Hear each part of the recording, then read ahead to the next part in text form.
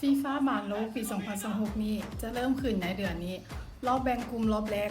วันพุธที่ 11 เดือนนี้ กลุ่ม A เวลา 2 โมงตรง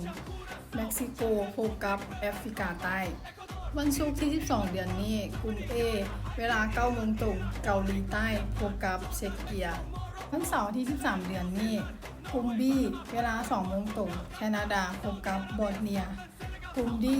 เวลา 8 โมงตรง สหรัฐอเมริกาพบกับปารากวัย วันอาทิตย์ที่ 14 เดือนนี้ กลุ่ม B เวลา 2 โมง กาตาร์พบกับสวิตเซอร์แลนด์ กลุ่ม C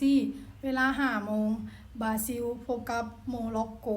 กลุ่ม C เวลา 8 โมงตรง เฮติพบกับสกอตแลนด์ กลุ่ม B เวลา 11 โมงตรง ออสเตรเลียพบกับตุรกี ผู้ใดมากทีมไหนหรือเชียร์ทีมไหนคอมเมนต์อย่างเข้ามา หรือผู้ใดสนใจเล่นกิจกรรมน้ำดิ่งท้ายคุณบาทในแต่ละมื้อผู้ใดที่ทายถูกว่าคู่ใดสิชนะรับไปเลย1 ใบแดงไทย